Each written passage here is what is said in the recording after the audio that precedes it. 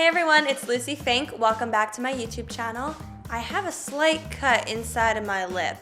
So if my mouth is moving weird, it's because I'm avoiding pain. So New York City is where I've lived since I graduated college in 2014. And every single year I'm here, I learn a little bit more about this place. I get contacted by a lot of you out there whenever you're coming to New York because everyone wants to know what to do here. But what I think is interesting is that not one single person has ever asked me, what should I not do in New York City? And I think knowing what not to do here is just as important as knowing what to do. This city is compact but has a lot to offer, and I think when you come here you obviously want to get the most out of your experience, but there are some tourist traps and some things that a lot of tourists think they should do, but as a local I can assure you, you shouldn't do. I wrote this list on my phone and I have basically just continued to add to this list over the past few months, so I finally got to 10 things and it's time to share them with you. Let's get into it. 10 things that you should not do when you come to visit New York City, okay? Number 1, do not bike around on the streets for fun. This is a bikeable city, but it is kind of dangerous to bike in the city, and anyone that I know that bikes has been biking around for years or is really careful and really knows the layout of the streets and the directions that traffic flows in. The city streets and the grid system are really complicated, and unless you know exactly which direction to bike on in order to be safe, it can be a very dangerous experience to bike. So there are bike lanes in a lot of places. So right here you can see this green strip on the ground. This is a bike lane and it seems pretty open, pretty available for bikers to bike safely, but a lot of bike lanes in New York are not actually clear. If you've ever watched Casey Neistat's video about biking in New York, he sort of proves that these bike lanes are often clogged up with construction and cones, and it's really not that safe for bikers all the time. Pretty much the only people biking that I see are either really local people who now use bikes to get to work, which I think is great, or delivery people. And they're delivering food and there's often accidents, they get hit by cars, they have car doors open and hit them as they're biking by, and it's not a pretty sight. Sir, do you feel safe biking around New York? Yeah, Perfectly safe? You always wear a helmet though? Smart. I was just kidding, I don't feel perfectly safe.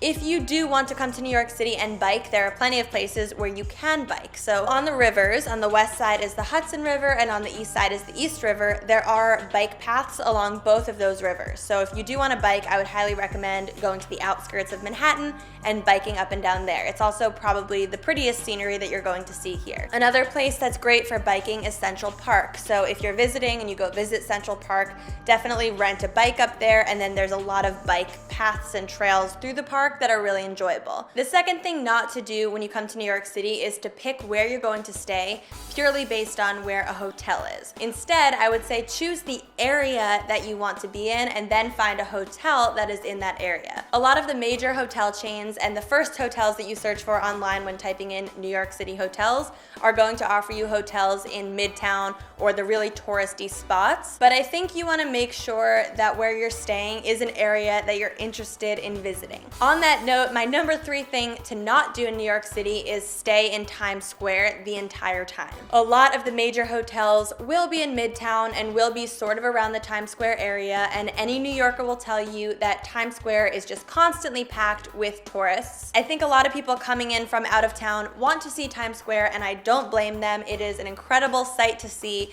and you totally have to see it if you're coming here, but do not just stay in Times Square and walk around the theater district and think that you're getting a taste of New York City. This city has so many neighborhoods. If you missed my previous video where I did a watercolored painting of Lower Manhattan, definitely check that out because I sort of break down the edges of where each neighborhood lives. But I definitely would highly recommend making sure that you see Times Square, but then you leave Times Square. Number 4, if you need directions, don't be afraid to ask someone on the street to help you. I think New Yorkers get a bit of a bad reputation, and a lot of people seem to say that we're rude or that we won't talk talk to anyone on the street and we're just hustling with our heads down, sprinting. And yes, the truth is New Yorkers do move fast. We do not like to be stuck behind a slow-moving person on the sidewalk, but we are also nice people and we would happily help a tourist find directions. We can probably easily tell you which way is north and which way is south at any given moment. So I'm speaking for all New Yorkers, I think, when I say ask us for directions. The one thing I will say is just don't go up to someone and say, excuse me, can I ask you a question? Or don't go up to someone and say, excuse me, do you have a minute? Because then the answer will be, no, you can't ask me a question. No, I don't have a minute. And the reason New Yorkers are used to saying that is because we are used to being pulled over second after second by people who want to tell us why God is a woman or who want to tell us why we need to convert to Scientology, and we just don't want to hear any of that while we're trying to get from point A to point B. So we're not mean, and we can help you with directions, but just come out and say, excuse me, which way is north? Don't set it up by saying, do you have a second? Just dive into your question and you will receive help. The fifth thing that I would recommend you not do when coming to New York City is do not ride those horse carriages in Central Park. That's my horse!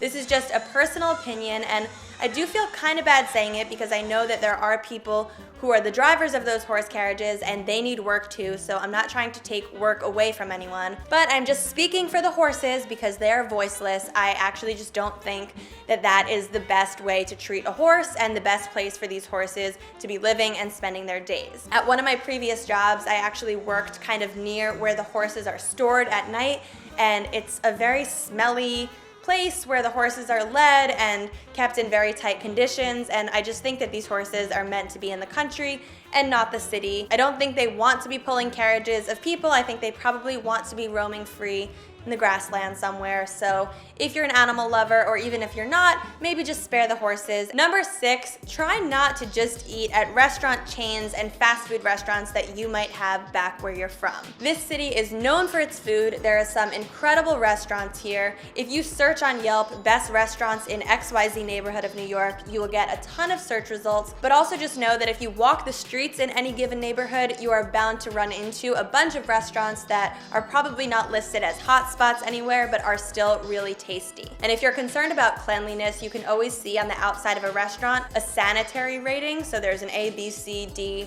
I hope it doesn't go past that. And you can choose to go into only restaurants that have an A rating if your concern is cleanliness. Number 7, don't stand on the left side of escalators in the subway. As I mentioned in a previous tip, New Yorkers are kind of always in a hurry and they just don't like to be stuck behind slow-moving people. It's kind of just escalator etiquette, I think all over the world, but definitely in New York, that if you want to stand, you can stand on the right, and then if you want to move fast, you go to the left. If you are standing on the left side of an escalator, somebody is going to ask you to move or bump into you or try to push around you. So if you don't like to be bumped into, stand on the right. Number 8, do not take a taxi or an Uber during rush hour if you are in a rush. And I'm actually gonna change this one to just don't take a taxi or an Uber at all if you're in a rush. The city is always congested, especially downtown. I don't care if it's rush hour or it's not rush hour, you are going to get there a lot slower by taking a car than you will get there if you take the subway. So learn the subway system, and I know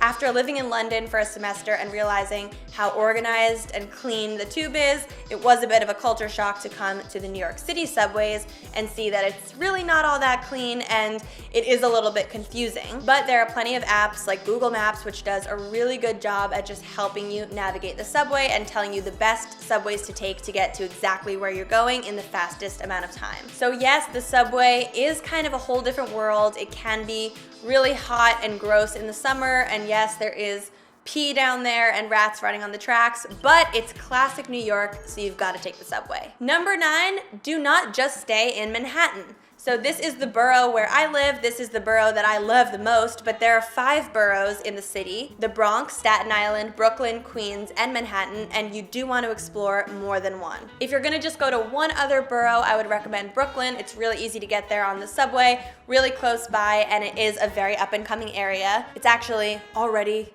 come up, so it's very cool. Lots to do in Brooklyn and lots of different neighborhoods, but I would just say my main reason for saying this is that a lot of people have the vision in their head of the New York City skyline, of the Empire State Building and the Freedom Tower, and they want to see that. But the issue is when you are actually in a building in Manhattan and you look outside, the view looks more like this. But if you're in Brooklyn, or even if you're across the water in New Jersey, you instead get this view. So especially if you're here in the warm months and you can be outside, I would highly recommend going across the water into another state or another borough and get that view of Manhattan instead of just staying in here in the thick of it and not being able to see where you are. And the 10th thing that I think you should not do when you come visit New York is don't you dare come here. Don't you dare get to this city and not buy yourself a $1 slice of pizza. Everyone's always asking me what's the best pizza, and I have some amazing sit-down restaurants that I love to go to for thin crust pizza or whatever it is, fancy style toppings pizza. But $1 pizza can be found on pretty much every corner in the city, and it is unbelievable. And it's $1. They literally just ask for a dollar bill. There's no additional things added. It's like, here's your dollar, here's your slice, let's eat. And this pizza is classic New York style pizza. Don't come to the city and miss your chance to try this. It's greasy, it's warm, it's cheesy, it's perfect. You will love it if you love pizza. Woo, okay, so those were my 10 tips of things to not do when you come to New York City. I hope that you found it just as useful as a list of things to do. If you're looking for 10 things to do, I've made multiple videos about this. I've made videos sharing day in the life. I've made a 5 things to do in December. Lots of YouTube content about the city. So if you want to know what to do, definitely look at some of my previous videos. Also, if you join my mailing list by going to luciefink.com/join, or just check out the link in the description box, you can get on my mailing list where I send out 2 emails every month, and I believe you should get a welcome blast that gives you a free PDF document telling you 10 of my favorite things to do in the city. But even if you don't get that, just by signing up for my mailing list, you will always kind of get New York-centric content. So if you're interested in New York, sign up right now. And know that I will also never share your email addresses. I don't spam my mailing list. I only send out 2 emails a month, and it's usually a lot of insider information about my life or giveaways or just top secret info. So join the Fink fam. That's fun. If you have any more questions about the city, just comment them below and let me know that you liked this video by giving it a thumbs up. I'll see you next time on my YouTube channel, sending so much love from the Empire State. Mwah!